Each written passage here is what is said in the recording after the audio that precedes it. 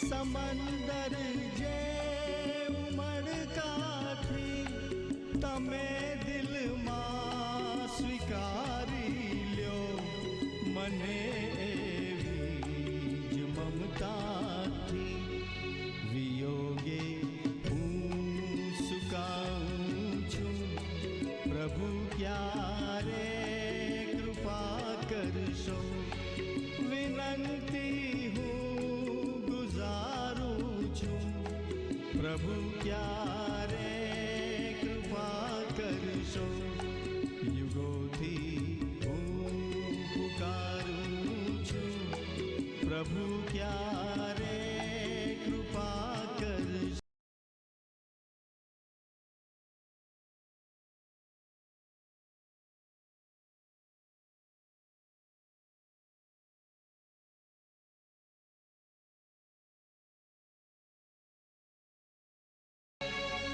જનેતા જેમ ડગમગતા શિશુની આંગળી જાલે.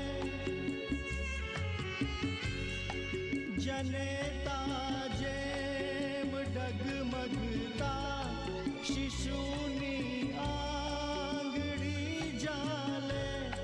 તમે આપો સહારો તો સરળ મારી સફર ચાલે. તમારો સાથ માંગું છું, પ્રભુ ક્યારે કૃપા કરશો. વિનંતી હું ગુજારું છું, પ્રભુ ક્યારે કૃપા કરશો.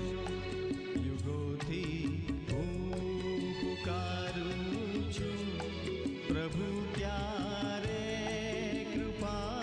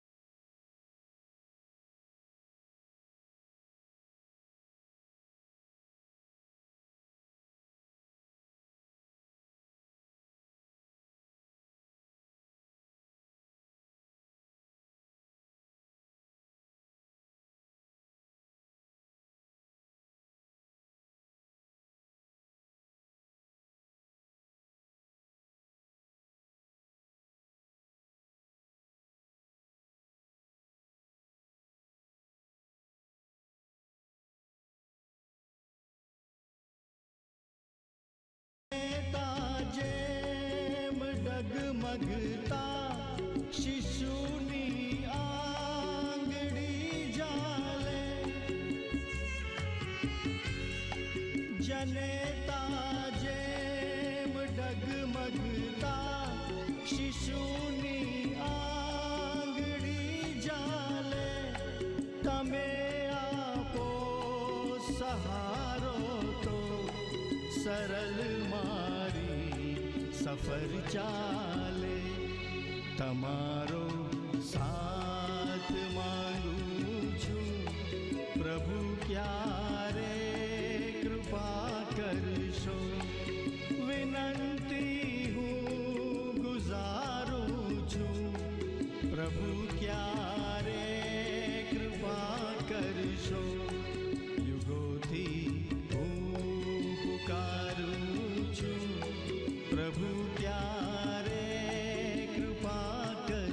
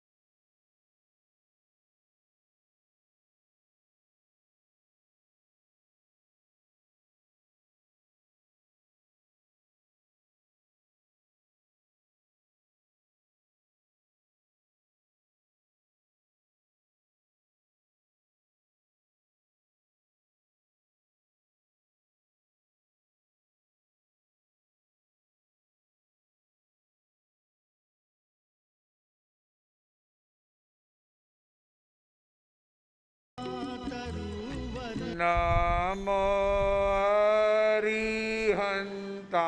અરિહંતાણં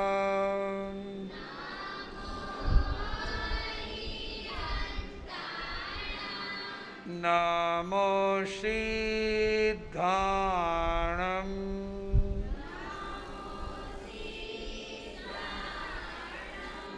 નમો આયરિયાણં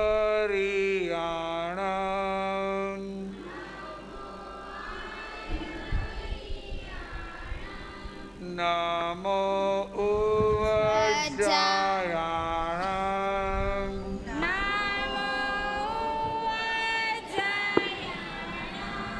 નમો લોસવસાહુણં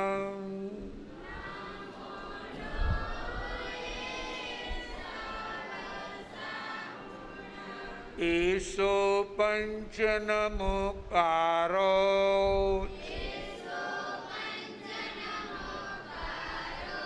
સવ પાવપણાસણો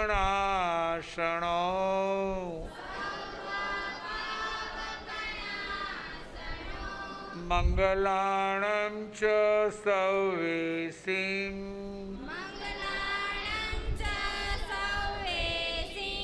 પરમં હવૈ મંગલં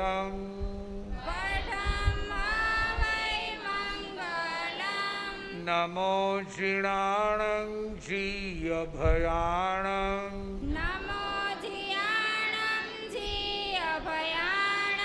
જૈનં જયતિ શાસનં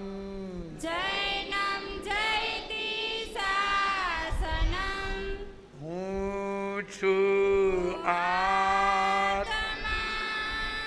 પરમાત્મા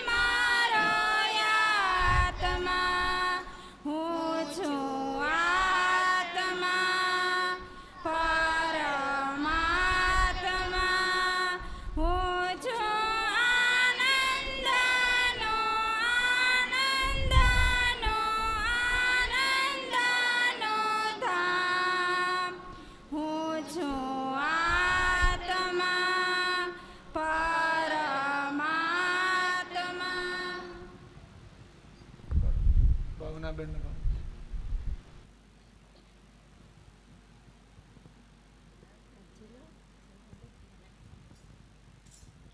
જસા પર ગામમાં ધીર ગુરુ પધાર્યા. જસા પર ગામમાં ધીર ગુરુ પધાર્યા. લીધી જન રામાયણની વાત, જન રામાયણ સાંભળવા આવજો. લીધી જન રામાયણની વાત, જન રામાયણ સાંભળવા આવજો. ગુરુજી પધાર્યા તો ભાવથી પધાર્યા. ગુરુજી પધાર્યા તો ભાવથી પધાર્યા. સાથે મહાસતીજીનો સાથ, જન રામાયણ સાંભળવા આવજો. સાથે મહાસતીજીનો સાથ, જન રામાયણ સાંભળવા આવજો. દેશ વિદેશમાં વાખ્યાન સંભળાવ્યા. દેશ વિદેશમાં વાખ્યાન સંભળાવ્યા. પૂર્યો છે ભક્તિનો રંગ, જન રામાયણ સાંભળવા આવજો. પૂર્યો છે ભક્તિનો રંગ, જન રામાયણ સાંભળવા આવજો. નાના મોટાને સાથે બેસાડતા. નાના મોટાને સાથે બેસાડતા. ઊંચ નીચનો નથી એને ભેદ, જન રામાયણ સાંભળવા આવજો. યુસનીસનો નથી એને ભેદ, જન રામાયણ સાંભળવા આવજો. કોણયને કેવા તે કોઈ નથી પૂછતું. કોણયને કેવા તે કોઈ નથી પૂછતું. ભાવ ભક્તિથી ભેળા થાય, જન રામાયણ સાંભળવા આવજો. ભાવ ભગતિથી ભેળા થાય, જન રામાયણ સાંભળવા આવજો. જન્મ ભૂમિનું ઋણાયું તાર્યું. જન્મ ભૂમિનું ઋણાયું તાર્યું. જન્મ ભૂમિનું ગૌરવ વધાર્યું. જન્મ ભૂમિનું ગૌરવ વધાર્યું. જસ પર બનાવ્યું ગોકુળ ધામ, જન રામાયણ સાંભળવા આવજો. જસા પર ગણાવ્યું ગોકુળ ધામ, જન રામાયણ સાંભળવા આવજો. જસા પરમાં ભાવિકોએ ઉપવાસ કર્યા. જસા પરમાં ભાવિકોએ ઉપવાસ કર્યા. ગુરુજીએ આપ્યા પ્રચખાણ, જન રામાયણ સાંભળવા આવજો. ગુરુજીએ આપ્યા પરસખાણ, જન રામાયણ સાંભળવા આવજો. જસા પર ગામમાં ધીર ગુરુ પધાર્યા. જસા પર ગામમાં ધીર ગુરુ પધાર્યા. લીધી જન રામાયણની વાત, જન રામાયણ સાંભળવા આવજો. લીધી જન રામાયણની વાત, જન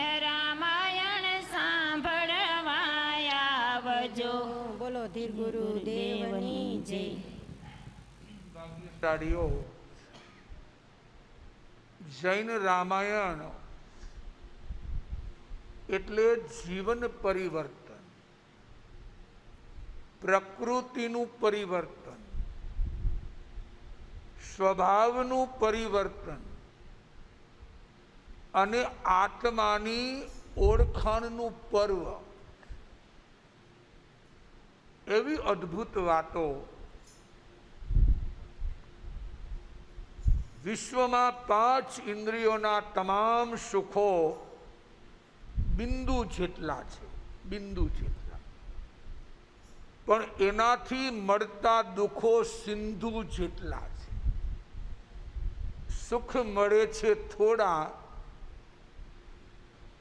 એની સામે દુઃખ મળે છે ઝાઝા. ઘડી બે ઘડીના સુખ માટે હર ઘડી દુઃખો ઊભા કરે, એનું નામ અજ્ઞાની છે. દિવસ તો બેયના સરખા છે. જ્ઞાની પુરુષો ભક્તિમાં, પ્રભુ સ્મરણમાં સમય પસાર કરે અને અજ્ઞાની લોકો નિંદા, કુથલી, પરપંચાર એમાં સમય પસાર કરે. કલાક તો બેયના માટે 24 છે.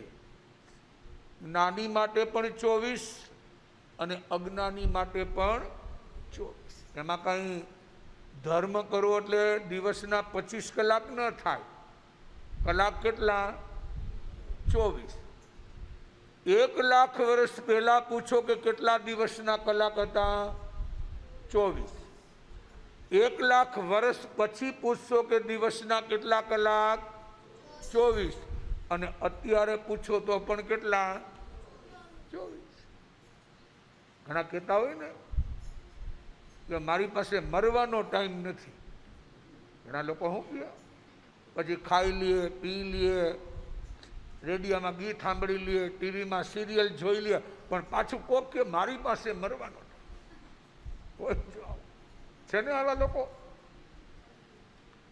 પણ જ્ઞાની સમજાવે છે કે સમય તો બધા પાસે સરખો જ છે. હવે તમારે સમયને કઈ રીતે પસાર કરવો એ તમારે નક્કી કરવાનું.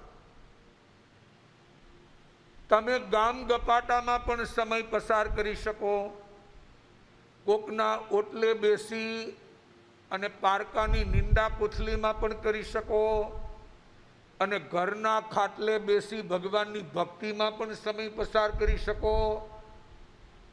ઘર સભા એટલે તમારા ઘરના 5-15 લોકો ભેગા થઈ અને તમે પ્રાર્થના કરો, ભક્તિ કરો, સત્સંગ કરો, એમાં પણ તમે સમય પસાર કરી શકો.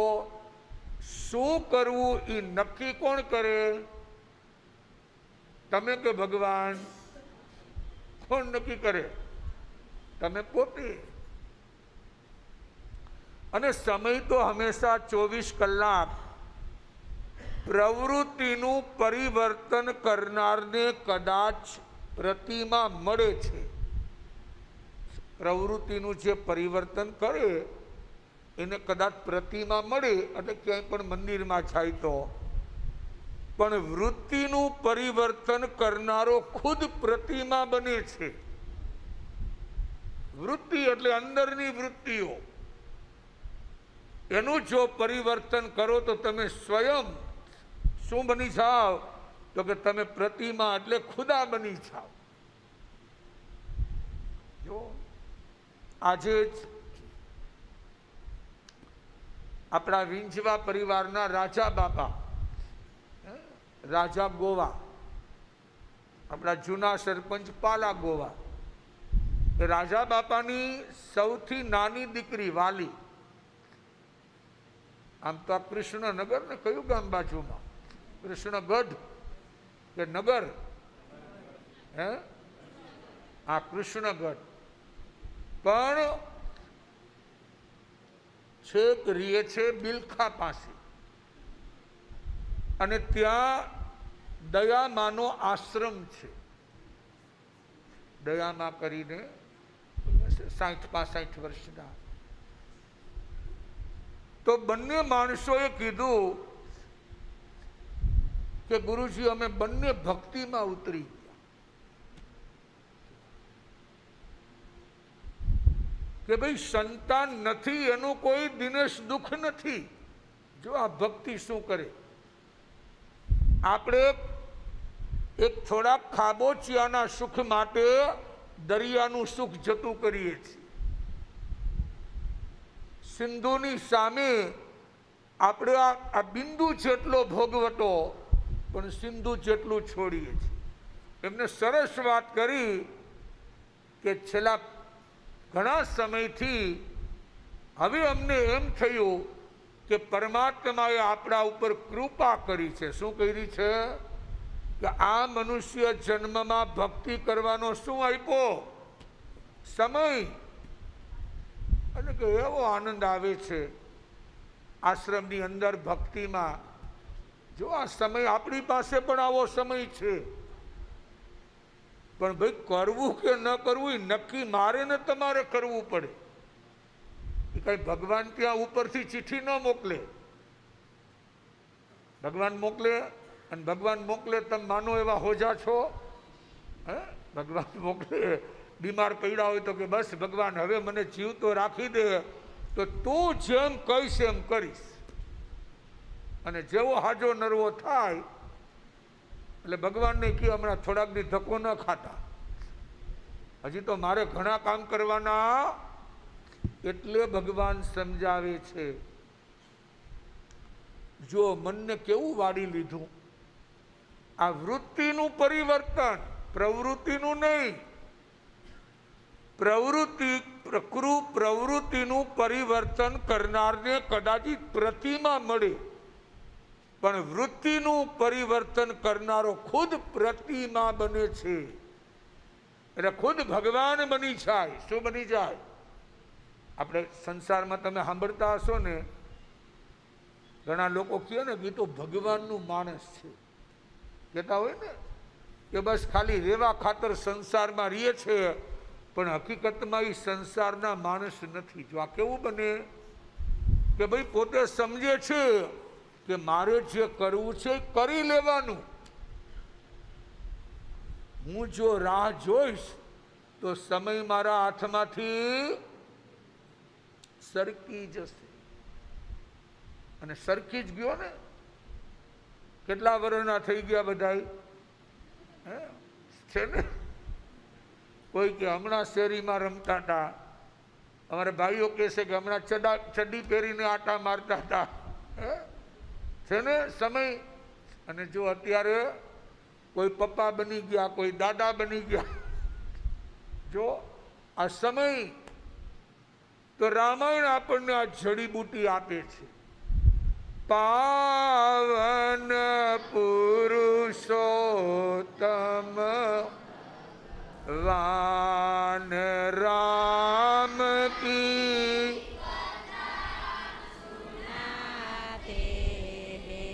પાવન પુરુષોત્તમ ભગવાન રામ કી કથા સુનાતે કથા સુનાતે રામ ગુણ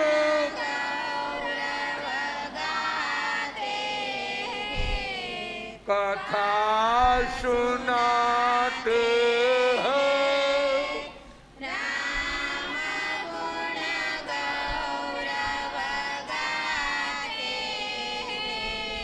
पावन पुरुषोत्तम भगवान राम की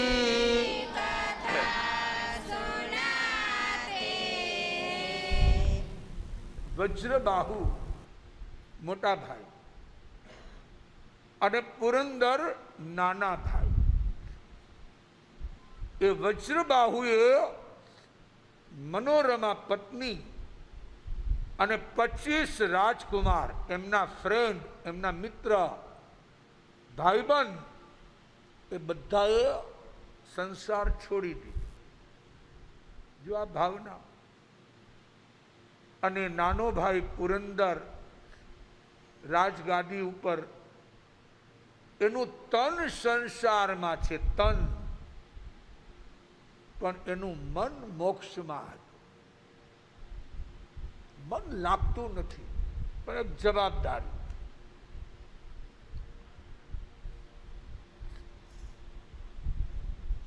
રાણી પૃથ્વી પણ સુશીલ હતી.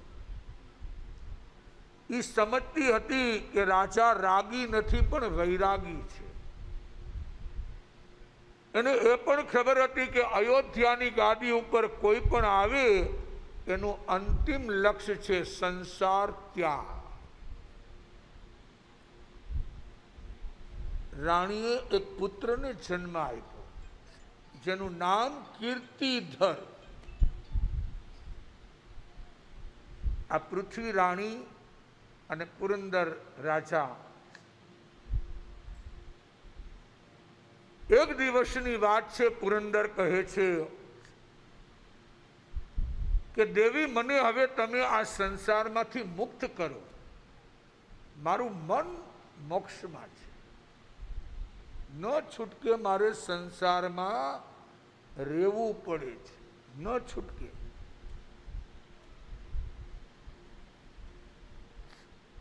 પત્ની કહે છે, હું જાણું છું, પણ આપણું સંતાન કીર્તિધર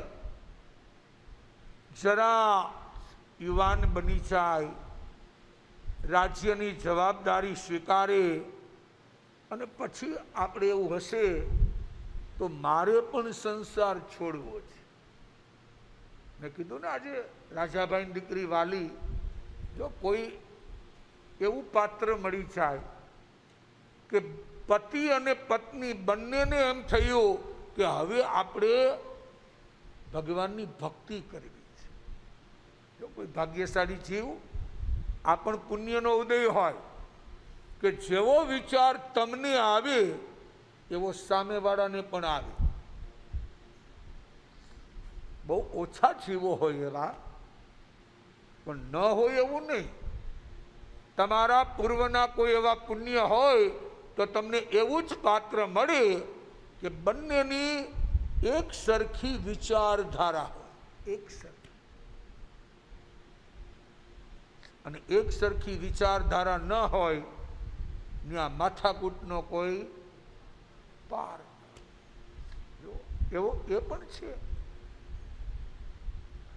અને એક દિવસ એવો આવ્યો કે આ કીર્તિધર દીકરો મોટો થઈ ગયો, એનો રાજ્ય અભિષેક કરવામાં આવ્યો, અને પુરંદર અને આ પૃથ્વી રાણી બંને સંસાર છોડી અને સંયમ અંગીકાર કર્યો. કેવી ઘટનાઓ છે રામાયણની, અદ્ભુત ઘટના.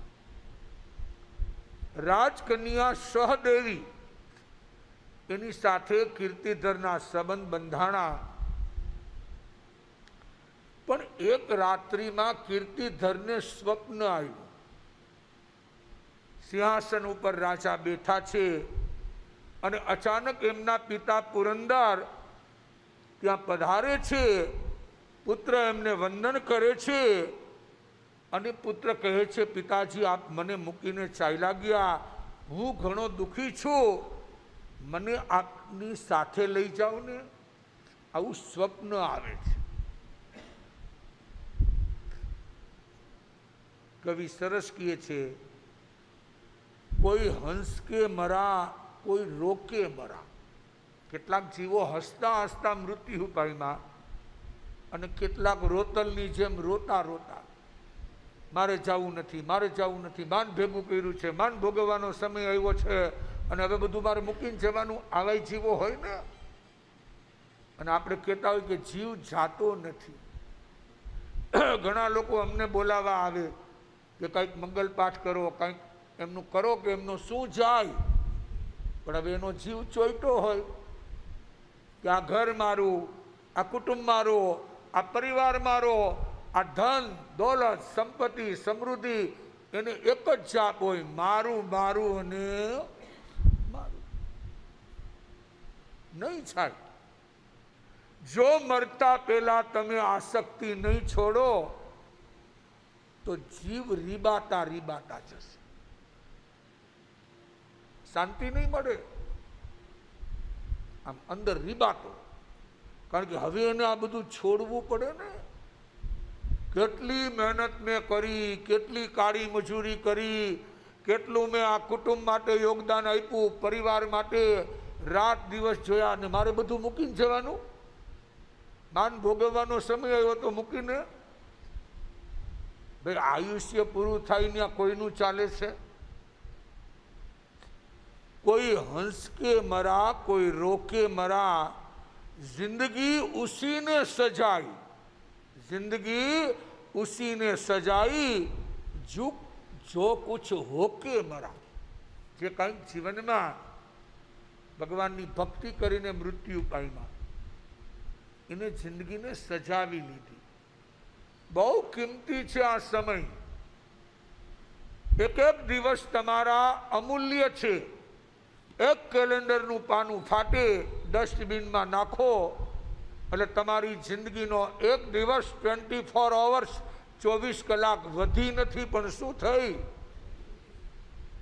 માઇનસ, ઘટી. હવે પાછી આવે? પાછી એ તો તક હતી, ચાલી ગઈ. એટલે કહે છે કે જ્યારે જે કરવાનું છે તે કરી લો. અને ત્યારે રાજા કીર્તિધરે રાણી સહદેવીને વાત કરી કે ભાઈ મેં આવી રીતે સ્વપ્નમાં પિતા મુનિને જોયા, મારો વાર્તાલાપ થયો અને મને ભાવ જાગ્યા છે કે મારે પિતાના પગલે જવું છે. સહદેવી કહે છે કે સ્વામીનાથ, હું જાણું છું તમારી સંયમ લેવાની વાતથી મારું હૃદય ધ્રુજી ઉઠે છે.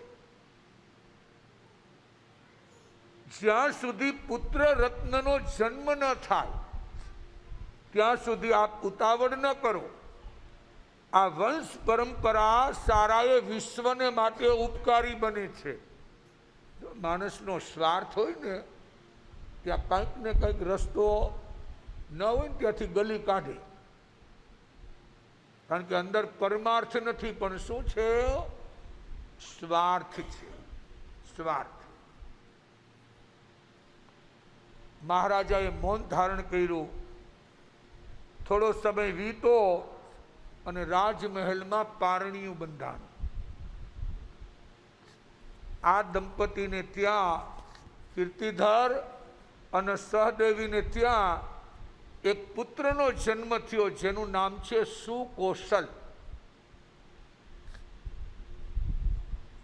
પણ રાણીએ આ વાતને છુપાવવા પ્રયત્ન કર્યો કે જો રાજાને ખબર પડશે કે મારા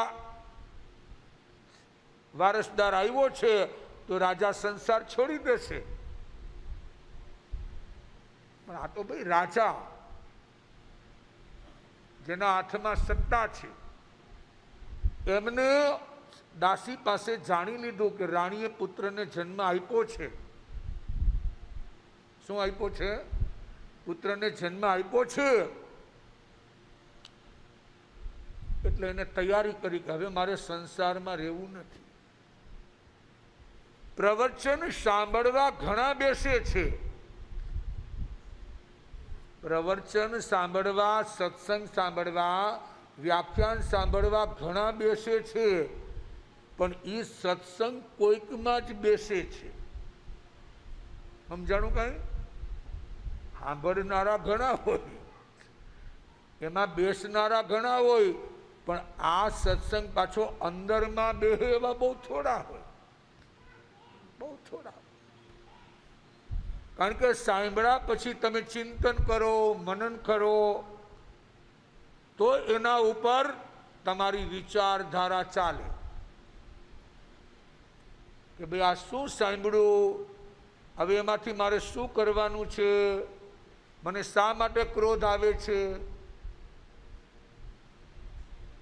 ભાઈ મારું અહમ ગવાય છે એટલે આવે છે, ઘરમાં મારું કોઈ માનતા નથી એટલે ક્રોધ આવે છે, મારી સામે કોઈ બોલે છે એટલે ક્રોધ આવે છે. હવે આમ ચિંતન કરો એટલે તરત તમારી નબળી કડી પકડાઈ જાય કે આવા કારણોથી મને શું આવે છે? ક્રોધ, ગુસ્સો. તો હવે નક્કી કરો કે આવા નમાલા કારણોને કારણે મારે ગુસ્સો કરવો નથી. જે ચાલે છે, જેમ ચાલે છે એમ ચાલવા દો, પણ મારે શું નથી કરવો? ગુસ્સો કરવો નથી. સામેવાળાનું બગડે કે ન બગડે પણ તમારું તો બગડે. ગુસ્સો કરો એટલે તમારા કર્મ તો બંધાય, સામેવાળાના બંધાય અથવા ન પણ બંધાય. પ્રવચન, સત્સંગ, વ્યાખ્યાન સાંભળવા ભલે બેસે, પણ એ પ્રવચન જ્યારે આપણામાં બેસે, અંદરમાં, તો તમને એનો લાભ મળે.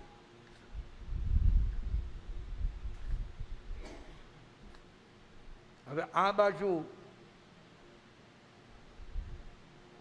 આ રાજવી, કીર્તિધર રાજવી સંતજનનું પ્રવચન સાંભળે છે કોઈ મહાત્માનું, અને પ્રવચનમાંથી બેઠા થઈ ગયા કે બસ મારું મન સંસારમાંથી ઉઠી ગયું છે, હવે મારે સંયમ લેવો છે. જો આ પ્રવચન બેસી ગયું, આ પ્રવચન બેસી ગયું. અમારે એક ગામની અંદર બિદાસર ગામ છે રાજસ્થાનનું, ત્યાં 38 ભાઈ બહેનોની દીક્ષા હતી. કેટલા? 38, 40માં 2 ઓછા. અને આપણી જેમ આમ સત્સંગ ચાલતો હતો, દીક્ષા વિધિ હોય ત્યારે વેશ પરિવર્તન માટે જાય, માથે મુંડન કરાવે, પચરંગી વાઘા ઉતારીને શ્વેત વસ્ત્ર ધારણ કરે, એની એક વિધિ હોય. 38 લોકો આ વેશ પરિવર્તન માટે એના મા બાપની આજ્ઞા લઈ અને જ્યારે મંડપમાં જતા હતા ત્યારે 5 વ્યક્તિઓ ઓન ધી સ્પોટ ત્યાં ઊભા થઈ ગયા અને એમને ગુરુજીને વિનંતી કરી કે અમારે અત્યારે જ દીક્ષા લેવી છે, સંસાર છોડવું છે. 1 કલાક પહેલા જેને કઈ ખબર નહોતી, ખાલી પ્રવચનમાં બેઠા હતા અને 38ને જોઈને એને ભાવ થઈ ગયા. જુઓ, અને એ પણ એમના કુટુંબીઓની આજ્ઞા લઈને એ પણ વેશ પરિવર્તન માટે ગયા. આને કહેવાય પ્રવચન અંદરમાં બેઠું, અંદરમાં. આ કીર્તિધર રાજાએ એક સંતનું વ્યાખ્યાન સાંભળ્યું અને ઊભા થઈ ગયા કે મારે સંસાર છોડી દેવો છે. પણ એમની પત્ની સહદેવી એ વિચારે છે મારી સામે 2 કર્તવ્ય છે, 2 ડ્યુટી છે. એક સુકૌશલનું શિક્ષણ, એટલે એમના દીકરાને ભણાવવાનો, અને રાજ્યનું સંચાલન. હવે રાજમાતા બની ગઈ, કારણ કે હજી તો દીકરો નાનો છે અને પતિએ દીક્ષા લીધી. અને એકવાર જો આ સંસાર, એકવાર એમના જે પતિ હતા કીર્તિધર, એ તો એક ગામથી બીજા ગામ વિચરતા વિચરતા એ નગરીમાં આવી ચડ્યા અને રાજમાતા સહદેવી એના હૃદયમાં ફાડ પડી કે જો એના પિતાને એનો દીકરો જોશે અને કદાચ એના માર્ગે ચાલ્યો જશે તો મારા રાજમાતાનું પદ જોખમમાં મુકાશે. જો સ્વાર્થ, દીકરો દીક્ષા લે, સંન્યાસ લે, એમાં એને વાંધો નથી, પણ પોતાનું રાજમાતાનું પદ ન છીનવાય છે. આ માણસ સત્તા માટે, સંપત્તિ માટે કેટલા પાપ કરતો હશે, અને છેલ્લે હું આવ્યું તો કે કાંઈ હાથમાં હું તો કે કાંઈ નહીં. આ ઇન્દિરા ગાંધી, વિચારો, નારી શક્તિ, પાકિસ્તાનને ધ્રુજાવનારી, નિર્ણય લેવામાં બહુ ફાસ્ટ. પણ જો એના જ બંગલામાં, એના જ ફળિયામાં, એના જ ગ્રાઉન્ડમાં બીજા કોઈ દુશ્મનો કાંઈ ન કરી શક્યા. એનો જે અંગરક્ષક, જે એમના રક્ષણ કરનારા હોય, એમને 1 નહીં, 5 નહીં, 10 નહીં, આખા શરીરમાં 16 ગોળીઓથી શરીર વીંધી નાખ્યું. કેટલી ગોળીઓથી? 16 ગોળી. થાપ થાપ થાપ, ઢીસુમ ઢીસુમ ઢીસુમ, 16 ગોળી ત્યાં એના એના ફળિયામાં ઢળી ગઈ. કોઈ દુશ્મનો મારવા ન આવ્યા, કોઈ ક્યાંયથી પારકા ન આવ્યા. એમનું જે રક્ષણ કરનારો હતો એને 16 ગોળી શરીરમાં ધરબી દીધી. કોને દોષ દેશો? આ કર્મ. તમારા પુણ્યનો ઉદય હોય, પુણ્યનો, ત્યાં સુધી કોઈ તમારો વાળ પણ વાંકો ન કરી શકે. અને પાપનો ઉદય આવે ત્યારે તમારા વેરી બની જાય. આ દશા તો જુઓ. દેશના વડાપ્રધાન, કોઈ બહારના લોકો આવ્યા નથી, કોઈ કંઈ કર્યું નથી, પણ તમારી જ રક્ષા કરવા વાળાએ 1 નહીં, 5 નહીં, 10 નહીં, 16 ગોળી શરીરમાં વીંધી. આ કર્મ. એટલે જ્ઞાની કહે છે, જે મળે એનો દુરુપયોગ ન કરો, પણ શું કરો? સદુપયોગ. માણસને બુદ્ધિ મળે તો બુદ્ધિનો સદુપયોગ. આ તો એવું છે, એક વિદ્યાર્થી અચાનક ક્લાસમાં આવ્યો એટલે ટીચરે એને કીધું કે ભાઈ પરીક્ષા પહેલા તારી ફી જમા કરાવી દે. આજે તારી પરીક્ષા છે આપણી સ્કૂલમાં, એની પહેલા તારી ફી જમા કરાવી દે. આચાર્ય કહે છે, નહીતર હું તને પરીક્ષામાં બેસવા નહીં દઉં. અત્યારે તમે જુઓ છો ને, દવાખાનામાં જાઓ તો પહેલાં શું કરાવવા પડે? તમે કહો ભાઈ સિરિયસ છે, આમ, એ બધું પછી કે પહેલાં 50,000. જો આ દશા. પેલા આચાર્ય શિક્ષક કહે છે, ભાઈ પહેલાં ફી જમા કરાવ, નહીતર પરીક્ષામાં બેસવા નહીં મળે. પણ વિદ્યાર્થી બહુ હોશિયાર, બહુ ચાલાક. એને કીધું કે સાહેબ કાંઈ વાંધો નહીં, હું પરીક્ષા ઊભા આપી શીખી. તમે એમ કહો ને બેસવા નહીં મળે, તમારે કંઈ બેસવાની જરૂર નથી, પેપર ઊભા લખીશ. તો આવા ભેજા હોય ને. બધાની બુદ્ધિ છે ભાઈ, સ્વતંત્ર. પણ એ તાણે તમને આવડવું જોઈએ. સમય વીતી ગયા પછી નહીં. ક્યારે આવડવું જોઈએ? સમયે. એટલે જ્ઞાની સમજાવે છે કે સ્વાર્થની છીણી ઘણીવાર શુભ ભાવોને છેદી નાખીને વર્ષો સુધી જેની સાથે સ્નેહના સંબંધ બંધાયા હોય, એ જ જ્યારે સ્વાર્થને વશ બને છે ત્યારે અકાર્ય શું ન થાય એ જ પ્રશ્ન છે. કારણ કે હવે સ્વાર્થ આવ્યો, સ્વાર્થ. એટલું પણ યાદ રાખવા જેવું છે, ટીપુ ક્યારેય તૃપ્તિ આપતું નથી. પછી તે પાપનું હોય, વાસનાનું હોય કે ક્ષણિક સુખનું હોય, ક્યારેય તમને સુખ નહીં આપે. અંદરથી લાલાયિત ઈચ્છાઓ જન્માવશે. પણ આ તો નીકળી ગયા. કીર્તિધર રાજા સંસાર છોડીને નીકળી ગયા. આ પણ એક સમયની બલિહારી. અને માસ ખમણ 30 ઉપવાસ કર્યા છે. માસ ખમણ એટલે 30 ઉપવાસ. એને મૃત્યુંજય તપ કહેવાય. 30 ઉપવાસ થાય એને મૃત્યુંજય. એને પારણાનો દિવસ છે. 30 ઉપવાસ પૂરા થયા એટલે જ્યાં ઉતારો હોય ત્યાંથી ભિક્ષાચરી માટે કાચના પાત્રા લઈ અને ભોજન લેવા નીકળ્યા છે. બન્યું એવું કે એ જ નગરમાં આવ્યા જ્યાંના એ રાજા હતા, જ્યાં એની પત્ની સહદેવી રાજમાતા છે, જ્યાં એનો દીકરો સુકૌશલ છે, એ ત્યાં જ આવ્યા. અને અચાનક પત્નીનું ધ્યાન એ ઓળખી ગઈ કે આ બીજું કોઈ નથી, આ તો મારા પતિદેવ, જેને સંસાર છોડ્યો, દીક્ષા લીધી.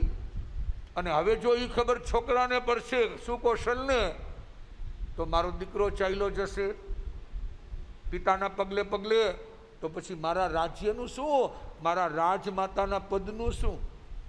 જો સ્વાર્થ થયો. આ સંસાર સ્વાર્થથી ભરેલો છે. તારી એક એક પલ જાય લાખની, તારી એક એક પલ જાય લાખની, તો ગાળા રે જપી લે પ્રભુ નામની. તું તો માળા રે જપી લે પ્રભુ નામની. આ છે સ્વાર્થીઓ સંસાર, આ છે સ્વાર્થીઓ સંસાર, એમાં કાંઈ નથી સાર. એમાં કાંઈ નથી સાર. આ સ્વાર્થથી ભરેલો છે. જ્યાં સુધી તમારી જરૂર હોય ત્યાં સુધી તમે વાલા, અને જેવું લાગે કે હવે જરૂર નથી એટલે પિક્ચર પૂરું, ઇન્ટરવેલ પડવા ન દે.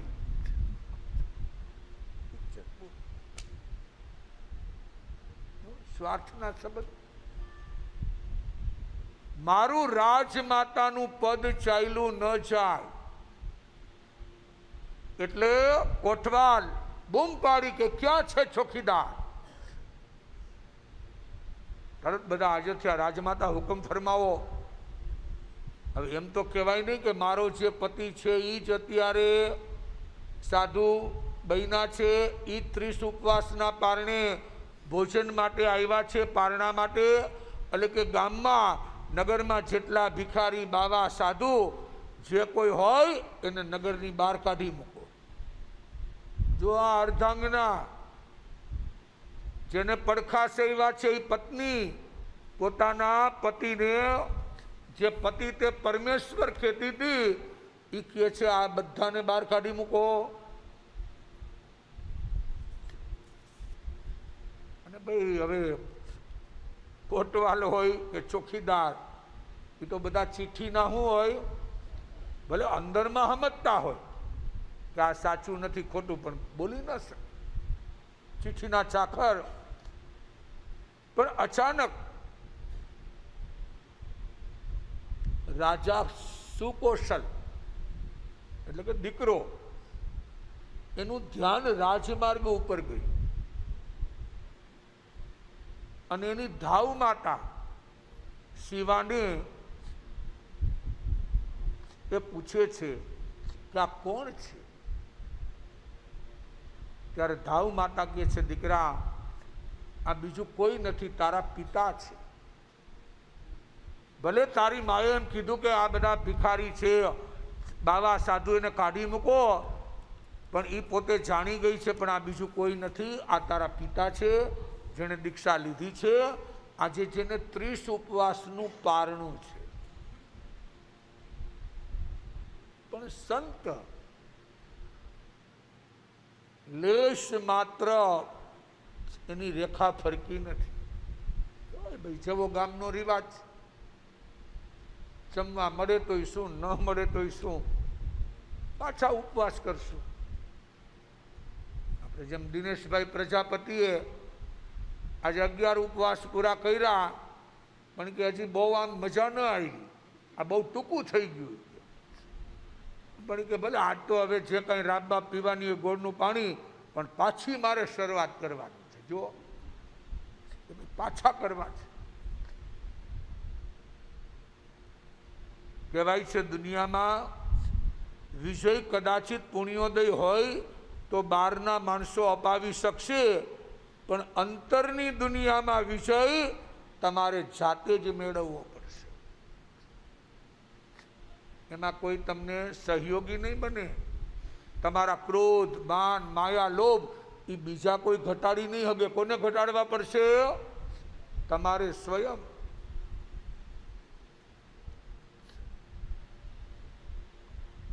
અને દાસી કહે છે ધાવ માતા કે બેટા સુકોશલ, આ તારા રાજ્યમાં બહુ અરાજકતા છે, અન્યાય છે, કે આવી રીતે સાધુ મહાત્માને પ્રવેશ ન મળે. તારી માતા એક રાજમાતાના પદના સ્વાર્થને માટે એક સંતને બહાર ધકેલે છે. દીકરો વિચારે છે કે નહીં, આવું ન થવું છે. મારા પિતા છે એ બીજી વાત છે, પણ કોઈ પણ સંતનો અનાદર ન કરવો જોઈએ. એને શું રાજ્ય કહેવાય? ક્યાં પંથના છે, કોના છે, એની અરે કઈ લેવા દેવા નથી. આ તો અનેક પંથો હોય, અનેક રસ્તા હોય. ભાઈ જેવી જેની માન્યતા, સૌ અલગ અલગ જેની જ્યાં આસ્થા હોય એને માને. આપણા સંસારમાં આપણે જોઈ છીએ ને, સાસુમાં કાલકા માતાને માનતા હોય, તો વહુ આવે એ ચામુંડામાની આરતી ઉતારતી હોય, તો એની દીકરી છે એ વળી બાલવી માતાજીને માનતી હોય, તો વળી એની સાસુ છે એ ખોડિયાર માતાને માનતી હોય.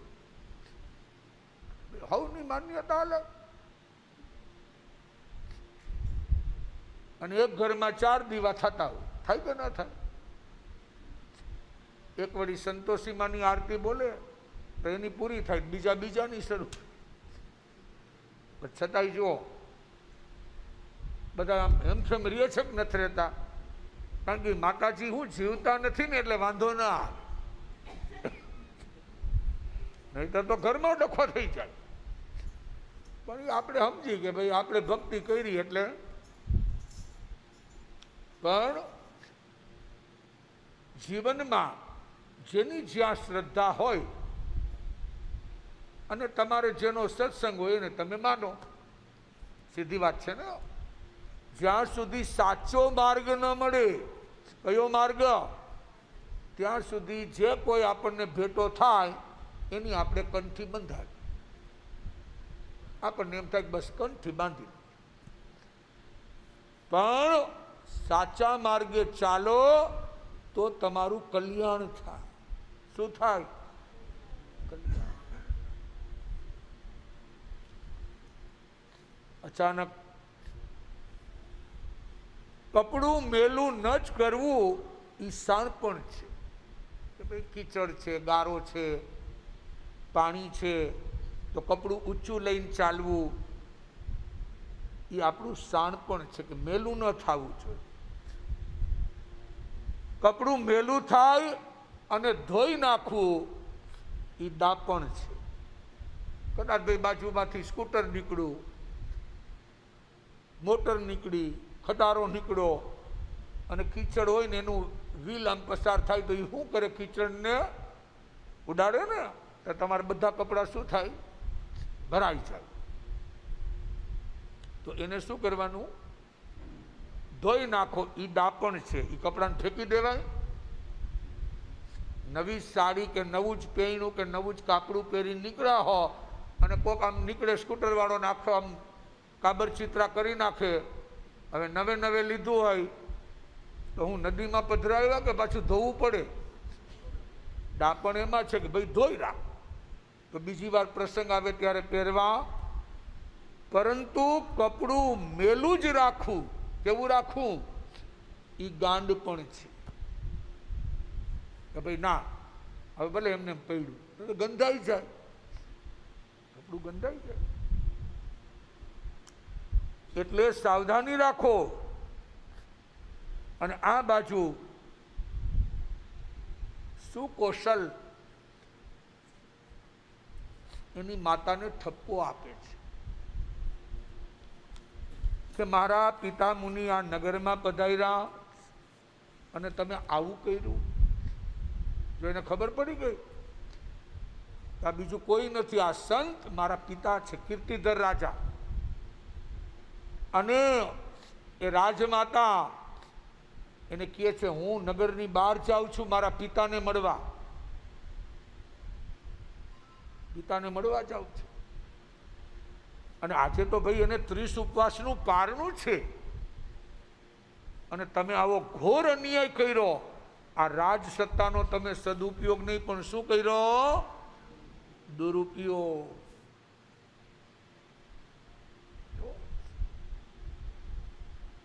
પાપ કોઈનું હગું થતું નથી.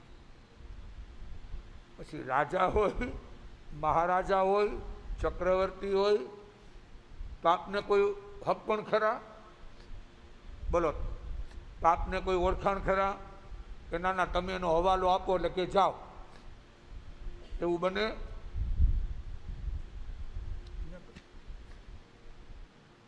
આ તો એના જેવું છે.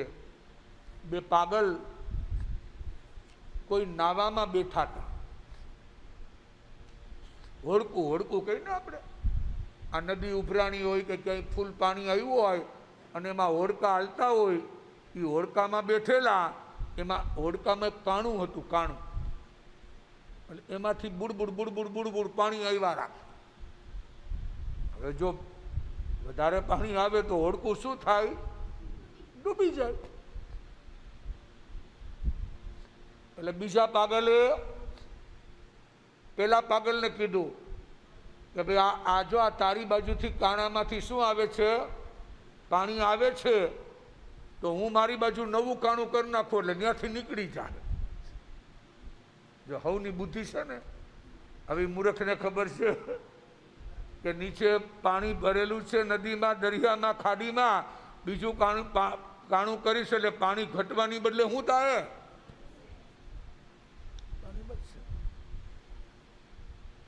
મંદ બુદ્ધિ છે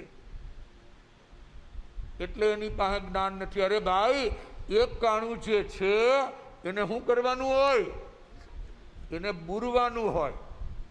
એની બદલે એ કે છે નહીં, તારા ભાગમાં એક કાણું આવ્યું તો મારા ભાગમાં એક હોવું જોઈએ. એટલે બેયનું હરખું થઈ જાય. હરખું શું થાય? બે ડૂબીને મરી ગયા.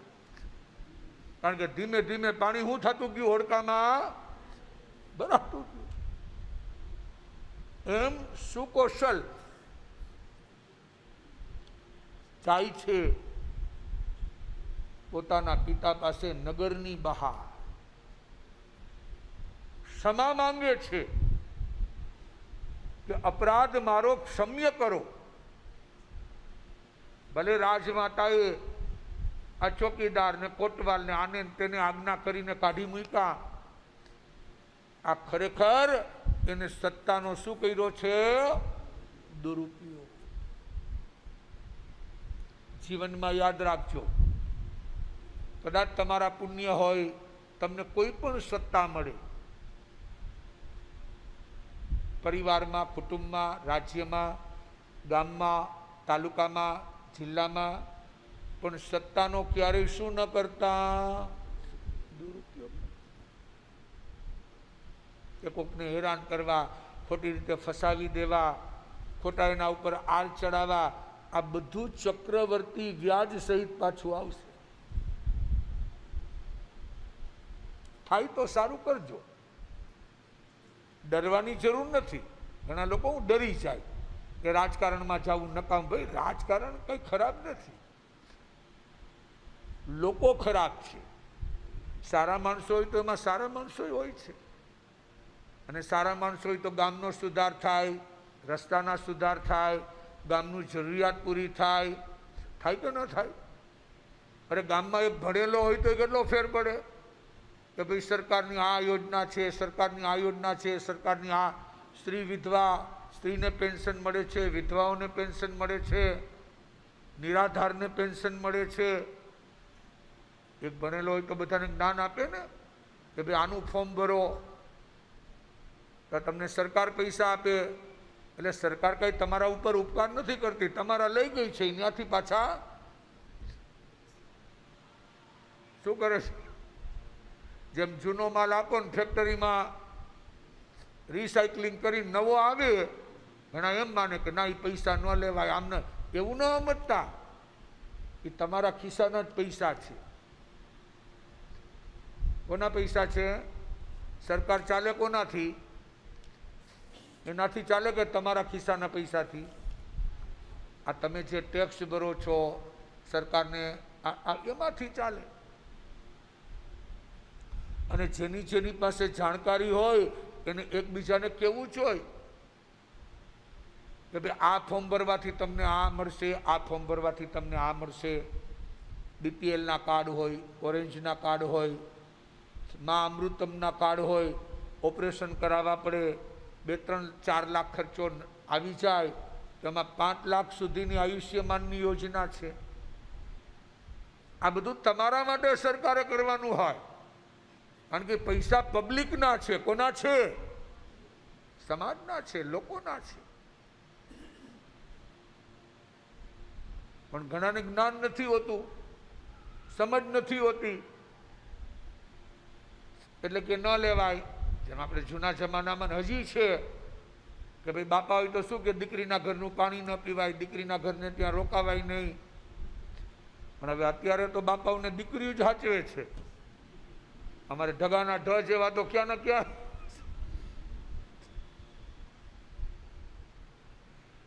કમાતા પણ કમાતી દીકરીઓ થઈ ગઈ ને, એટલે બેનો બધા સમજવા માંડ્યા કે ભલે 2-4 વર્ષ વેઢલા મોડા થાય પણ દીકરીને ભણાવી લ્યો.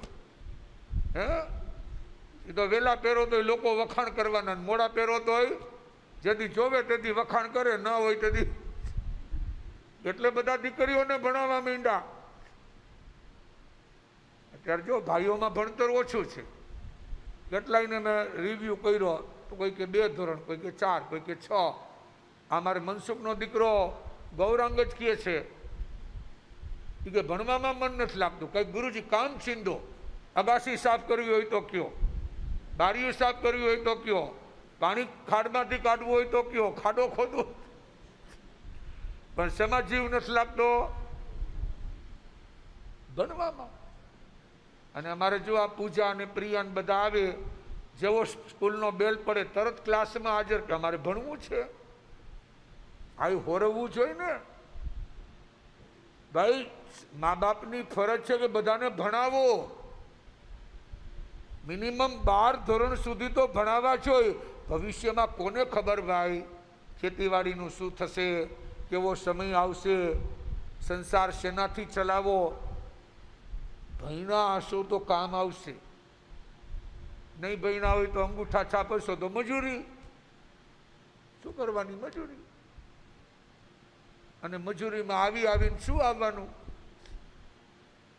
ભણ્યા હશે તો આગળ વધશે. એટલે ભણાવો. ભલે કદાચિત લગ્નમાં ખર્ચો કરવો પડે તો ઓછો કરજો, બહુ ધામધૂમ ન કરતા. પણ દીકરા કે દીકરી ભણાવવાના બાકી હોય તો એને ભણાવો. કેટલાક લોકો સાદાઈથી લગ્ન કરે, કેટલાક આર્ય સમાજથી કરે, કેટલાક કોર્ટમાં કરે છે ને. પણ એ શેના માટે? કે ભાઈ દીકરા દીકરીઓને શું કરાવવાના? ભણાવવાના. Education is life. આપણે ન ભણ્યા ઠીક છે ભાઈ, હવે તમે ન ભણ્યા જવા દો, હવે બીજાને તો ભણાવો. આ મા બાપની ડ્યુટી, કર્તવ્ય છે, એની ફરજ છે. અને તો ભવિષ્યમાં એનું ફળ તમને મળ્યા વિના આ સુકોશલ રાજા જાય છે પિતા પાસે, ક્ષમાપના માગે છે. હવે આગળ શું બનશે એ આપણે જાણશું. આવતીકાલે સવારે 8 વાગે આપણી પ્રાથમિક શાળાથી એક તિરંગા યાત્રાનો પ્રારંભ થશે. સ્કૂલના શિક્ષકો અને સ્કૂલના વિદ્યાર્થીઓ તિરંગા ઝંડા લઈ અને ગામની ફેરી કરશે. તો આ આઝાદી કા અમૃત મહોત્સવ 75 યર્સ, 75 વર્ષ, એટલે ગ્રામવાસીઓ, મા બાપની પણ ફરજ છે કે આ તિરંગા યાત્રામાં તમારે જોડાવું છે. કે ભાઈ આપણો દેશ આઝાદ થયો એને કેટલા વર્ષ થઈ ગયા? 75. ભલે દર વર્ષે સ્કૂલના કાર્યક્રમ હોય એટલે દરેક મા બાપ અને ખાસ કરીને જે દીકરીઓ દીકરા સ્કૂલમાં ભણ્યા છે જસાપરમાં, ભલે 1 ધોરણ ભણ્યા, 2, 3, એ બધા કાલે વહેલા ઉઠી અને 8 વાગે તિરંગા યાત્રામાં જોડાજો અને ગામનું ચક્કર લગાવજો. તો રાષ્ટ્રનું અભિમાન કે ભાઈ આ દેશ મારો છે, ભારત દેશ મારો છે, બધા ભારતીયો મારા ભાઈ બહેન છે. તો એવું જસાપરનું એક વાતાવરણ, કાલનો દિવસ ખેતરે કે વાડીએ કે ક્યાંય જવાનું હોય તો અડધી કલાક આગું પાછું કરજો. 8 વાગે સમસ્ત ગામે શેમાં જોડાવાનું છે? તિરંગા યાત્રામાં. જે હવારમાં નાસ્તા પાણી કરવા વહેલા કરી લેજો. 6, 6:30 ભાખરી કરી નાખજો. હા, નહીંતર બાનું મળશે કે નાસ્તો નહોતો કર્યો એટલે ન આવવાનું. અને રવિવારે દેશના વડાપ્રધાને એક જાહેરાત કરી છે કે 13, 14 અને 15 આ 3 દિવસ અમૃત મહોત્સવ ભારત દેશનો ઉજવવાનો છે. એટલે રવિવારે, કાલે કયો વાર છે? શનિવાર. પરમ દિવસે રવિવાર, ઇતવાર. હે એમ બોલે ને આપણે. પેલા તો અત્યારના અમારા નવા જનરેશન વાળાને ઇતવાર એટલે એમ થાય કે નવી જાતની ઈયળ નીકળી લાગે છે. પણ આપણે જૂના જમાનામાં રવિવારને શું કહેતા? ઇતવાર. એટલે ઇતવાર એટલે શું? અત્તર જેવો વાર એમ. કારણ કે તેથી હું હોય ત્યાં સુધી હોવાની છૂટ, સ્કૂલે નહીં જવાનું, દુકાને નહીં જવાનું. પહેલાં એવું હતું ને કે રવિવાર દુકાનો બંધ રહેતી, રવિવારે બધે રજા હોય સરકારી કચેરીઓમાં, એટલે બધા સમજતા કામ અત્તરની સુગંધ આવે ને કેમ નીંદર ચડી જાય. એ ઇત્ર, અત્તરમાંથી શું થઈ ગયું? ઇત્ર એટલે ઇતવાર. તો રવિવારે આપણે જૈન સમાજના દાનવીર અજયભાઈ શેઠ આપણા આંગણે આવતીકાલે બપોરે આવી રહ્યા છે. રાજકોટ જૈન મોટા સંઘ, કાઠિયાવાડ નિરાશ્રિત બાલાશ્રમ, સરદારનગર સંઘ, વોરા કુટુંબના પ્રમુખ હરીશભાઈ વોરા એ પણ આવી રહ્યા છે. અને રવિવારે 9:30 વાગે આપણે એક વિમોચન છે પુસ્તકનું, એક વિશેષાંક, અને ભાણવર પાંજરાપોળને એક સુંદર મજાની જીવરક્ષા એમ્બ્યુલન્સ આ અજયભાઈ શેઠ એટલે કે મા સ્વામી શાહી યોજના તરફથી અર્પણ કરવાની છે. એનો પ્રસંગ છે 9:30 થી 11. એટલે બધા, અને તે દિવસે હર ઘર હર ખેતર તિરંગા. આપણે અહીંયાથી બધાને તિરંગા અર્પણ કરવામાં આવશે. અને પોતાએ પોતાના ઘરે લગાડવાનો, ખેતરમાં રહેતા હોય તો ત્યાં ઘરે. આખા જસાપરનું એક ઘર બાકી ન રહેવું જોઈએ કે જ્યાં શું ન હોય? તિરંગો. કારણ કે 15મી ઓગસ્ટે આપણે એમને સેલ્યુટ આપવાની. તો રવિવારે બધાએ 9 વાગે સત્સંગમાં આવી જવાનું છે. કેટલા વાગે? બધું આગું પાછું કરી અને રવિવારે મસ્કતથી અનિલભાઈ વાધર અને શોભાબેન વાધર, જે આપણા કલ્યાણપુરના દીકરી છે, મગનભાઈ અને પ્રભાબેનના દીકરી મગનભાઈના બેન, જે ત્યાં સરપંચ હતા, એ પણ મસ્કતથી ખાસ આવી રહ્યા છે કે જસાપરમાં આવો રંગ છે, જસાપરના બહેનો આવા તપ કરે છે. આ જુઓ તમારા ડંકા ક્યાં વાગે છે, દેવલોકમાં ડંકા વાગે છે. એક દી વરસાદ વિના ખાલી નથી જતો. આ તમારા તપનો પ્રભાવ. એક જાતનું તો એક જાતનું આવી છે. એટલે તો આપણે આખો આ ડોમ ઊભો કરવો પડ્યો ને કે ભાઈ ચાલુ સત્સંગમાં ક્યાંક વરસાદ આવે તો બધાને કપડાં પલરી છે. તો આવતીકાલે રાત્રે બધાએ 8:15 વાગે સત્સંગમાં આવી જવાનું છે. કેટલા વાગે? અને 8:15 વાગે આપણે ભક્તિ ગીત શરૂ થશે, પછી આપણો સત્સંગ. અને રવિવારે આપણે 9 વાગે બહાર ડુંગર દરબાર ડોમમાં આપણી બધી વ્યવસ્થા હશે. અને આ લોકાર્પણ, આ વિમોચન, આ બધો કાર્યક્રમ કરવાનો છે. અને ત્યાર પછી જન્માષ્ટમીની તૈયારી, જેમને જે શણગાર સજવાના છે, માટલા, ઘડા, બેડા તૈયાર કરજો. કેટલાક બાળકોએ શ્રી કૃષ્ણ અને કેટલાકે રાધા બનવા વેશભૂષા સ્પર્ધામાં લાભ લીધો છે, એ પણ બધા તૈયારી કરી લેજો. એમાં પણ ફર્સ્ટ, સેકન્ડ, થર્ડ વેશભૂષા સ્પર્ધામાં પણ ઇનામ આપવામાં આવશે. તમારો ટ્રેડિશનલ જે રીતે કાર્યક્રમ હોય યાદવ કુળનો, એ રીતે બધા તૈયારી કરી અને આપણે કનૈયા સભિકા હે એ કાર્યક્રમ પણ શુક્રવાર એટલે 19 તારીખે, તો આવી રીતે બધા તૈયારી કરજો. આજના દિવસે આપણા રેખાબેન ઉગ્ર તપસ્વીને આજે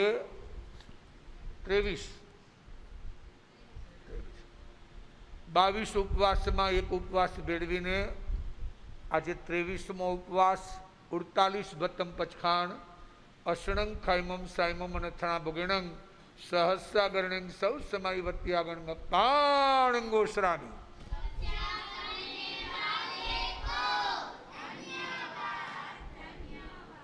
મોતીબેનને આજે 11મો છે. મોતીબેનને આજે 11મો ઉપવાસ. જો આપણે તો બાજરાના રોટલા, એના ઉપર ઘી, પછી એના ઉપર પાછો ગર, અને પછી એને બેવડો વારી કે ભૂંગળું વાળે રોટલીનું, એમાં તો ખાંડ નાખે ને, હું નાખે, આમાં ગોળ નાખીને પછી આમ બેઠા બેઠા દાબતા. હવે થોડુંક તપ કરો. આ ઘી બહુ ખાધું ભાઈ, કાયામાંથી થોડો કસ કાઢો. આ જો મોતીબેને પેલા 9 કરી લીધા અને પાછો આજે 11મો પહોંચી ગયા. કેટલામો? તો 10 ઉપવાસમાં એક ઉપવાસ મેળવીને 11મો. 24 બતમ બચકાણ અષણંગ ખાઈમમ સાઈમમ અને થણા ભોગિણંગ સહસ્રાગરણંગ સૌ સમાઈ વત્યાગણ પાણિંગો શ્રામી.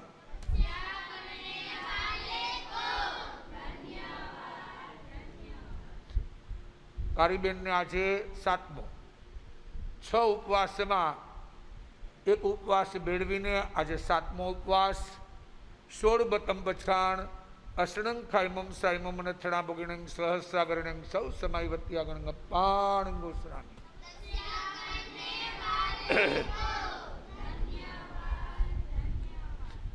બીજા દક્ષાબેનને 4થો. 3 ઉપવાસમાં એક ઉપવાસ મેળવીને આજે 4થો. 10 બતમ બચકાણ અષણંગ ખાઈમમ સાઈમમ અને થણા ભોગિણંગ સહસ્રાગરણંગ સૌ સમાઈ વત્યાગણ પાણંગો શ્રામી.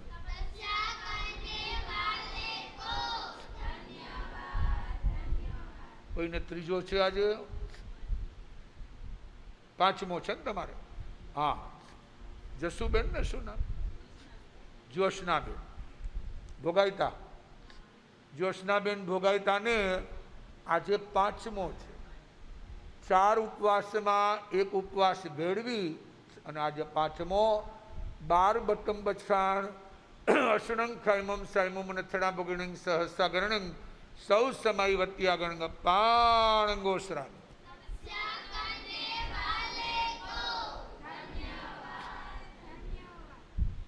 પૂર્વાને 1 વાર આઠમ કરી લીધો.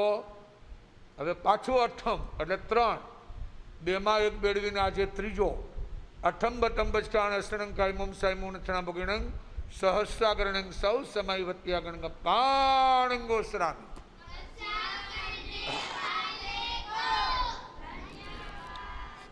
આજે કોઈને બીજો એકમાં આજનો ઉપવાસ આજે કોને કર્યો છે? હા, શાંતિબેન. ઉપવાસ પ્રથમ દેવ્યમ બિહારમ અસણંગ કાયમમ સાયમમ અનથણા ભગિણંગ સહસ્રાગરણંગ સૌ સમય વત્યાગણ અપ્પા.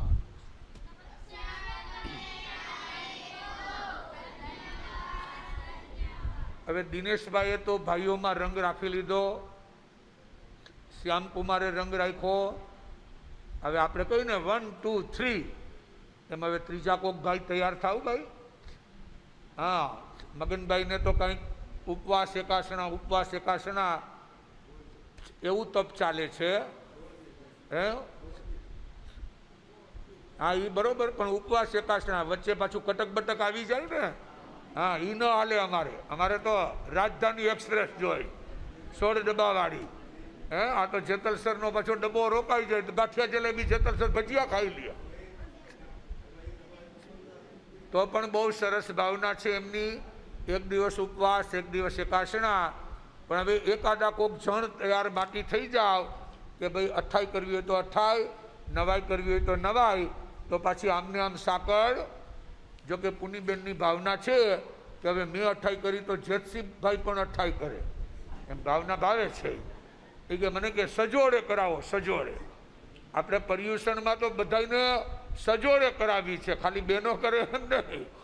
તો એવી ભાવના ભાવજો અને એવો ભાવ રાખજો. આવતીકાલે શનિવાર છે, બરોબર ને? એટલે આવતીકાલના દિવસે આપણે એક નાનકડો સત્સંગ કરવાનો કે આવતીકાલના દિવસે કોઈ ફરસાણ ખાવું નહીં. શું નહીં ખાવાનું? પછી કદાચિત 2-4 આવતા હોય ને એક છૂટ રાખવી હોય તો છૂટી વાત, પણ બને ત્યાં સુધી કાલે શું નહીં ખાવાનું? કાલનું તેલ છે ને એ હનુમાનજી માટે સ્ટોકમાં રાખવાનું. સમજી ગયું? શનિવાર છે ને કાલે. તન મન ધન પ્રભુના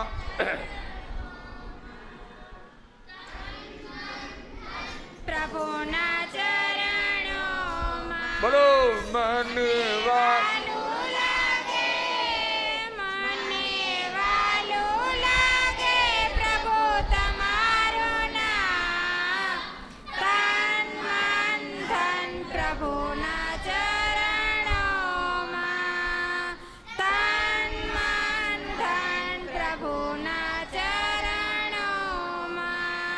નામ તમારું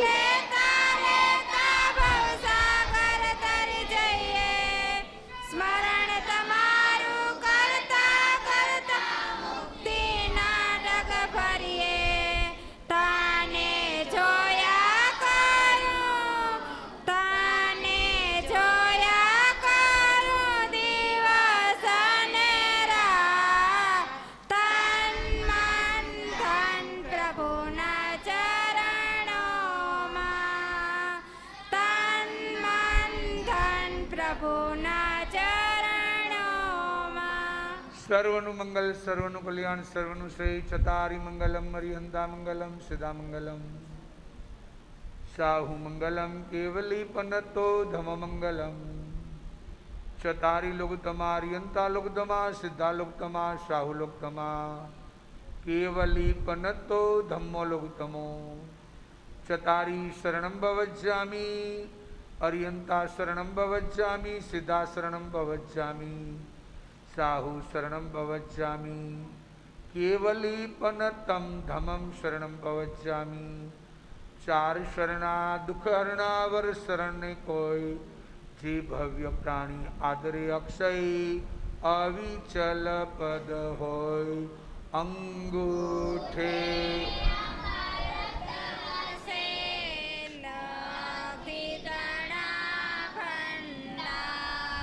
ગુરુ ગૌતમને મનવાંચિત ફળદાતા. ભાવે ભાવના ભાવીએ ભાવે દીજે દાન ભાવે ધર્મ આરાધીએ ભાવે આત્મજ્ઞાન પ્રભુ ભાવે કેવલ જ્ઞાન બોલો જૈનમ જયતે